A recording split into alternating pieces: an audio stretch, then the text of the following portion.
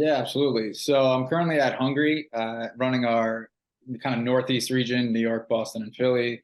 I've been in sales my entire career. I've started businesses, also I'm a co-founder of a nonprofit called Between to help people between jobs. Uh, just yeah, all things sales. Honestly, I just I eat lunch and I sell it for a living. So my whole life revolves around lunch. So that's the truth. So I just had a great lunch. That's great. I mean, if you need one sentence to tell someone what you do, I love it. That's great. So, let's talk about the importance of self-promotion, So it's a fine line, right? How do we do it let's start with the interview process. So how Mhm. can you self-promote in an interview process without it sounding canned or over the top? Sure. So I think preparation is huge. They say preparation breeds confidence. So to be honest, self-promotion in an interview, the best thing you can do is kind of get an understanding of the people you're speaking to, especially understanding them personally, right? When it Mhm. comes to sales, you're selling yourself. Yes, you have a product, this, that, and that. If you're in an interview, the product is you.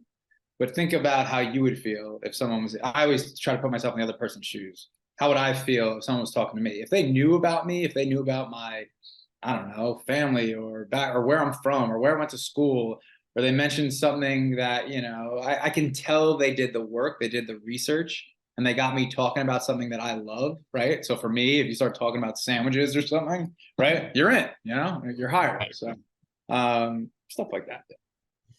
I love that. Yeah, and I completely agree with that. The adage about preparation breeds confidence. Because if I don't know what I'm talking about, I'm gonna seem a little squirrely, a little uncomfortable. And we were just in the previous talk, we started talking about imposter syndrome can come up a little bit, that I don't know the answers. But even just taking those 15, 20, 30 minutes to do your homework, do your research on the person, on the job prospect, can give us those touchstones, right? To like help ground us through the interview process, and then we can connect with the person. Maybe there's something that we identify with and relate to. Exactly. Yep. Yeah.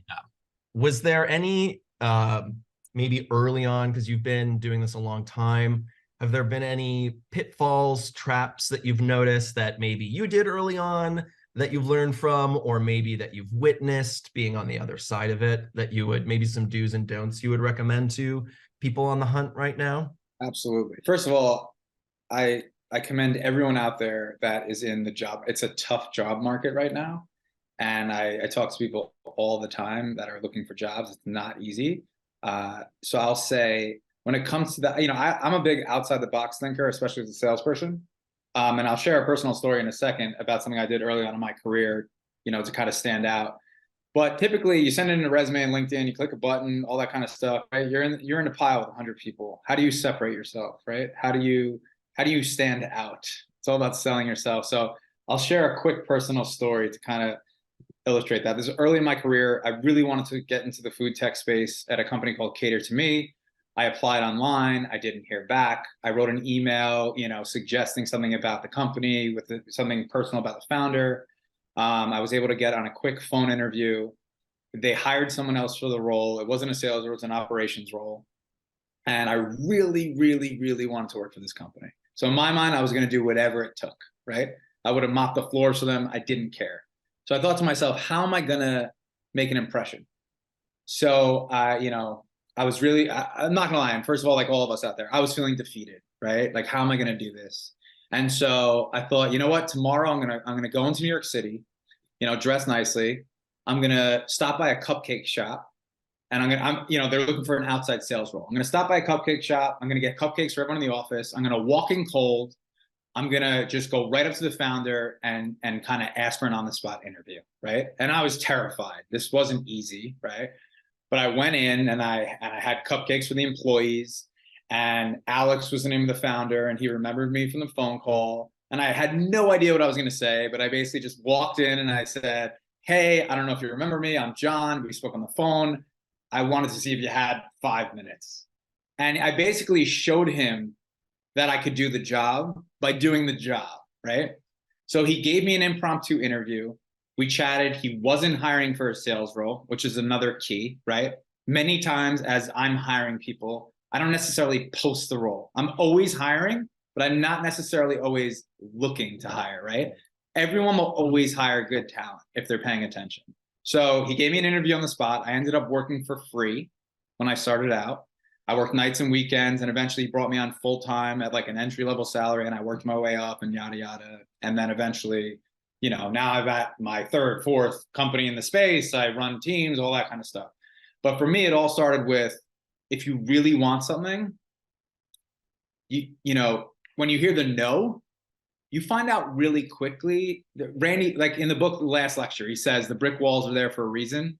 If it lets you know how bad you really want something, and it also keeps the other people out, right? So you'll learn really quickly how bad you want it. And if you really want it, when there's a will, there's a way. You'll find a way to get there. And I would just suggest, right? Like through that illustration of that story, be persistent, get creative, don't be discouraged, and find a way. Yeah, I love that. And take a risk. That was a risk within a low impact. If they said no, if they said no, no thanks, thanks for the cupcakes, you could have just walked away and it's no big deal, but you took a chance and it worked. Yeah, I love that story. I love that. And it's a good example too of how folks can, like you said, think outside the box, right? Find that way to connect, think outside the box. And it's really important, right? To just break out of the shell. Because like you said, there can be a stack of people and you want to just like find one way to shine through a bit. Absolutely. Yeah. And Yeah. have fun. Just have fun. Oh, and have fun, right? It's especially, because also, I don't know if we talked much about this last time, but I come from the background, in addition to DE and IMB training, I also come from an acting background. So I had to get very comfortable with no. Mm-hmm. I had to get very comfortable with crickets, because Yep. no at least is clarity, but crickets is very hard when for me when I don't know. And I just had to live with, I can put my best foot forward and then I have to put it away. And I can't live in, whatever best foot forward is in the job market. That might be a follow-up, that might be different ways, that might be thinking outside the box. But at a certain point, there's only so much we can do, right? Absolutely. Yeah. Oh, you definitely know about rejection. Oh boy. Oh boy. So many no's. But and then when it breaks through and it can feel really good. But the thing that I learned, and maybe you can speak to this too, is how to not take the no's personally. Yeah. That's a great one. I mean, it's all about a reframe, right? Same thing. If you believe or you look at it from a positive perspective, a lot of times no is a gift. That's the truth, right? I know it's in essence, when you get laid off from a job or when something happens in the moment, it feels terrible and it happened to you. But usually down the road, you realize that it happened for you. And a lot of times you might actually have been working for a terrible boss, or you really didn't love the job, right? And you couldn't have left because you were afraid. And now all of a sudden you have this automatic freedom where you have to do something else. And it leads to the thing that might be the thing, right? So I would say like the reframe of the no. Also, as a salesperson, I'm a salesperson through and through. I've learned to love no. To me, every no means I'm one step closer to a yes. And I have fun with collecting the no's, right? It's like it's a bigger win. If I got 100 no's before the yes, that's like the big win, right? If I got one no and then I got a yes, or I got a yes right away, I was like, whatever. I kind of like let it, I don't know, get me going or get jacked up about it. Yeah. Right. You're a person that enjoys a challenge. Yes, very, very much so. Yeah. So let's talk about now. So that was the interview process. You're trying to get in. So let's say you're already in a company that you perhaps enjoy. You want to work up a little bit, up the ladder. So how can folks strategically do that, pushing for more responsibility or going from an individual contributor to a manager? What are best practices to do that are respectful and responsible, but also helping you shine? Great question. So I think one of the biggest things is the ability to look at the business as a whole, right? To be able to step back and look at what gaps need to be filled, and also to act like an owner, right? So if you're in a sales role and you notice that, for instance, let's say you're selling something, you're selling a product, but the fulfillment center, the way that the order is getting shipped doesn't allow you to retain clients or this, it's very frustrating from a sales perspective. So instead of getting frustrated, right, you can actually look at the gap in the fulfillment process or whatever it is and start to dig in and start to get involved or try to find ways that you can be helpful. And all of a sudden you find yourself, if you can fix that problem, you become a bigger asset. You create the role for yourself, right? So I love when people do that in my org, and I'm constantly doing that, right? Like I always, and it's a blessing and a curse, right? Because it's not all my responsibility, but acting like an owner, everything feels like it's your responsibility. So you don't want to get too caught up in it, but at the same time, you are such an asset if you can find the holes and fill them without waiting for somebody else. That's what I would say. That's really good advice. And it ties into what you're saying earlier about you may not be actively looking to hire XYZ roles, but if someone presents themselves and they're really strong talent, like, oh, and even better, if they see a gap, they can be like, I think I would be really great at this. Let me tell you why. Then there's suddenly an opportunity that might not have existed unless they had brought it to the higher ups' attention. Exactly. Yeah. And it takes, again, it's like taking chances, but also, again, like you said earlier, like doing your homework, right? Like you have to do the investigation to see what gaps can I fill and what do I uniquely bring to it. Yep. How would you, yeah. So for folks that are maybe in sales or maybe are new to sales and they're looking to build rapport and want to demonstrate value to what they do and their products and who they are, what are tips that you would say for folks that are maybe new to this process? Great question. So if you want to build rapport, I'll use this exact example, right? Like we're on a Zoom right now. A lot of selling is done on Zoom since COVID, right? So the first thing I would do before even talking at all about my product, if I was talking to you, Hunter, I can see what's going on in your background, right? I see like there's like some pictures there. I might mention like, is that a bookshelf? Like what's going on over there? Sometimes people have a dog in the background. How can I relate to this person? And also don't just like make it up, care, right? Like I'm a big dog person. If I see a dog, like I got a dog, I can relate to a dog, right? Yeah. I was Maybe saying like if he was at my feet, sometimes there you go, I'm at a yeah. standing desk and his bed is right at my feet. Bless him. There you go, right? So right there, I mentioned the word dog. You have one right there. That's where I would touch. I'd be, oh my God, what kind of dog do you have? What's the dog's name? Cool. Now we're talking about the dog. Now we're like building some rapport. Now, like I'm like, yeah, I like this guy. He's a dog person, as opposed to just like, and it can't be fake. You have to actually give a S, like so like like I'm not a cat person, right? So I'm not gonna pretend to like cats, straight up, right? And you'll know, you can feel it. So that, yeah, when it comes to that, I would say pay attention. Look at what's around you. If you're in an office, look at the walls. What awards are there? Like what's this, what's that? Find something there, like, huh, like this is interesting. And if you're interested in someone, right, usually that helps build rapport. Yeah, absolutely. And this is actually something I learned by doing so many calls here at Power to Fly, like when we turned events digital, and I used to try to have a neutral background at one point because we were all still kind of figuring out what is working from home, Zoom calls and stuff.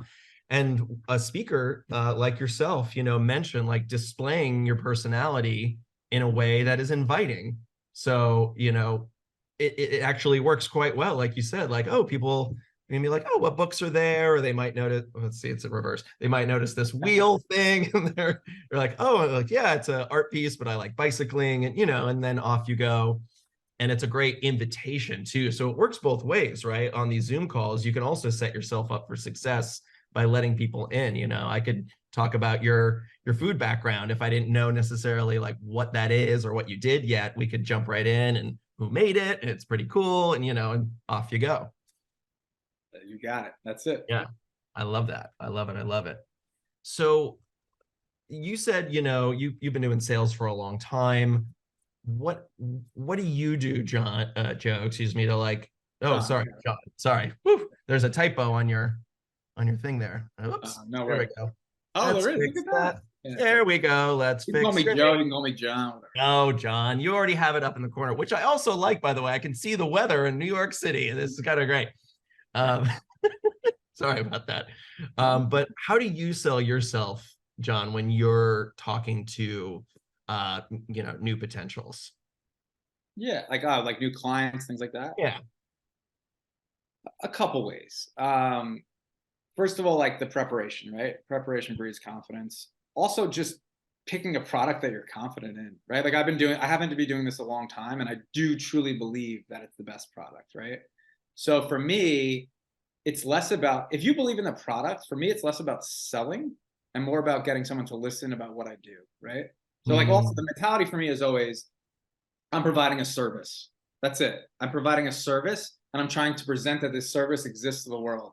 So all I'm trying to do is get in front of as many people as possible that might benefit from my service and be of service. So if I go into a room and I notice that it's not the right fit, I'm not going to try to sell them anything. I'm going to be the guy who's super transparent and authentic and honest. And I'm going to say, to be honest, I don't want to waste your time. I respect your time. It doesn't make sense for you to work with me. Honestly, I think you'd do better working for X. Now you know what I do. So if you know anyone else that might benefit from this service, I would love to speak to them, but I don't want to waste your time. Right. And it all just becomes about like, how can I make your life easier? And how can I use this service to enhance your situation? And I'm not really selling anything, right? I'm just trying to make sure the sell is you don't want to listen to what I have to say. No, you're not interested, da, da, da, but you never even heard what I do. The sell mm, is for me to get you to listen to what I'm trying to pitch, right? Once I do that, my job's over. Either the service works for you or it doesn't. But really, the selling is just saying, like, I know you don't think you're interested, but how do you know unless you hear what I have to say? So until you listen to what I actually do and you decide that it's not for you, I'm very persistent. I'm gonna keep going. That's it. No. So how do you strike that balance between persistent and also professionalism? A couple ways, right? There's some tricks with that too. If I really can't get in touch with someone, you know, sometimes I'll even, if I have a phone number, I'll text them and I'll say, wow, you're really a tough person to get in touch with. Just something like that, right? Because everyone doesn't want to be that guy or that Right. girl. Right? They Right. want to be able to so they'll say like, oh, I'm so sorry, blah, blah, blah, right? There's that. Um, I think again, do not continue to be persistent if someone has heard what you've said and doesn't want what you have to offer. That's the worst, right? So it's okay to know when to walk away, right? And then you can Mm, spend your energy on something that's actually worth your time and energy. So if you're the type of person who can't read the signals, right? If just the same way you read buying signals when you need to close, you also want to read the signals of like when it doesn't make sense to sell anymore, to say thank you, ask for referrals, and move on. that last piece is really important. Ask for referrals and move on, right? So you're still finding value in the no. Yes. Yeah. How do you do that what's John's approach of asking for referrals when you're like guiding the conversation in that way? Maybe you've encountered a no. Do you Yeah. just straight out ask it, or like is there a way to soften it, or what's your approach? I'm very blunt. I would straight up ask it, but on the other side, right? How do I create value for you? So like now you've heard what I do. It doesn't make sense. I want to get a referral from you. But more importantly, before I ask you for your referral, what do you do? Right? Like Mm, Hunter, how can I help you? Like maybe you need more speakers for this, right? So I mhm. say like, hey, like maybe I could help with my network and I can bring you some other sales speakers and stuff like that and kind of create value on your end before making an ask. And then once you're like, oh my God, that would be amazing. Thank you so much. Then I could be like, yeah, on the other end, by the way, if you know anyone who orders food in the office and you might be able to send them my way, that would be much appreciated, right? Mm. It's a lot easier to make the ask once you give something. That's Right. yeah. Right. Especially you're in a form of hospitality, so you know how that works. So what about folks that maybe like yourself, you have an extensive career in sales, maybe some changes have happened over the years. How do you evolve your presence, say online, maybe for folks that are pivoting, but they're still in sales? What are ways that people can harness that change and use it to their advantage? Got it. So you mean like in terms of social media, things like that? Yeah. A couple things. First of all, I'm a big believer. I'll share something that happened with myself, right? I'll share a little quick personal story. So I was in the food space. I got out. I was in between jobs, and I got a job. In 3 months, I was laid off. I got another job quickly from a previous job offer. I was there for 3 months. They laid off the whole department. So I was laid off again.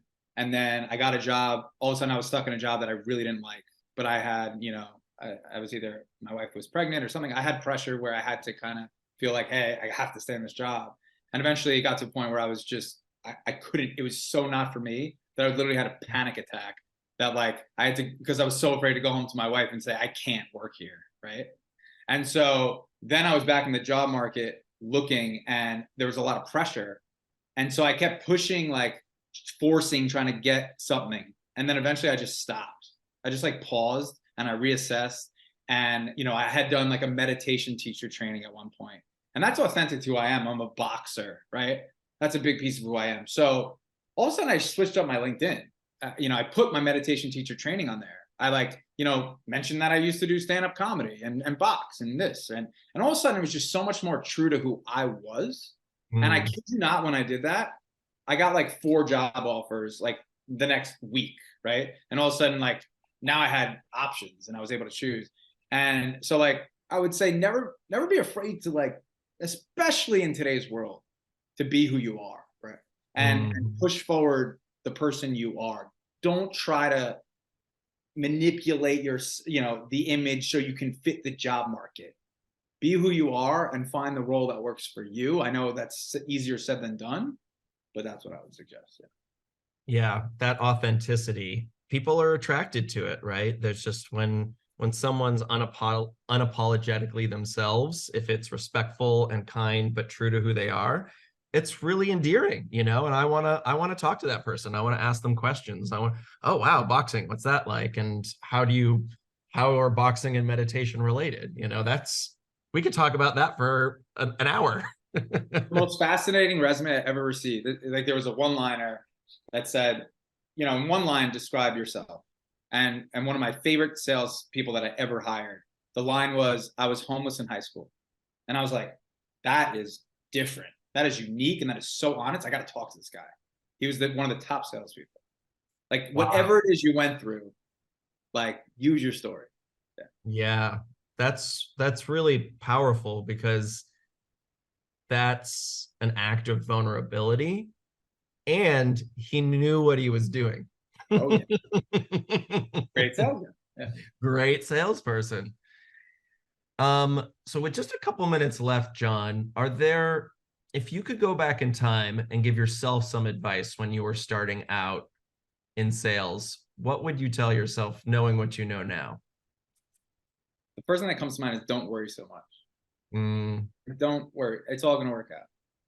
I know hmm. that's like cliche and whatever, but I just think back to when I was a younger salesperson. There was always go, go, go. I need to be the top. I need to be the best. I need to make another.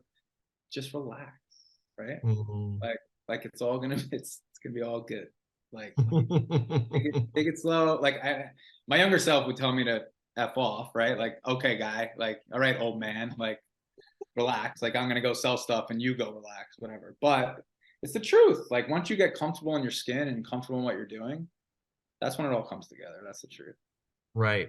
And being able to find those tools, you've mentioned a few for yourself, boxing, meditation, family time to help ground us. Worrying and stress, it eats up a lot of energy, right? And then it can be hard to have that energy to do our best work. So, by the way, this flew. that was great. Yeah, Oh yeah, it's always a joy to talk to you. yeah. Um, You're good at this. You're good at this. oh, well, thank you very much. I received that. That's Yeah. something I've been working on is receiving when someone gives me Yeah. a compliment. Nice. Love it. Well, we just have a minute or two left, Jon. What are the best ways that folks can reach out to you? If there's anything upcoming that you're going to be speaking at or anything going on that we should know about, let us know. Yeah, LinkedIn. I mean, LinkedIn is where I hang out the most in terms of work stuff. More than happy to help in regards to, like I said, like, we have a nonprofit called Between. If you need any help, if you're out there and you're struggling and need help between jobs, feel free to reach out on LinkedIn, shoot me a message. Happy to help. And, I remember I said that last year on here, and someone messaged me and they're like, oh my God, you really did respond. Like, I really will. Yeah. So if I can help, Yeah. I'm more than happy to. Yeah. The algorithm works too. This before I got the list of who was on this summit, I had just seen a post of yours. I was like, oh, I wonder what Jon is doing. And then I looked at the sheet. It was like, oh, I'm going to be talking to him next week. How cool. Crazy. Yeah, it's I was awesome. like, great. I don't know. Little creepy, but kind of cool. Whatever. I'll take it. Right. Let social media do their thing. Exactly. All right, Jon. Well, always a pleasure. And I look forward to our next one. I agree. You as well. Great to see you. Have a great rest of the day. Good luck to everyone out there, anyone listening. I'm wishing you luck. I know it's tough. Hang in there. Keep doing your thing and reach out if I can help. Great. Thanks, Jon. Take care. Take care. Bye now.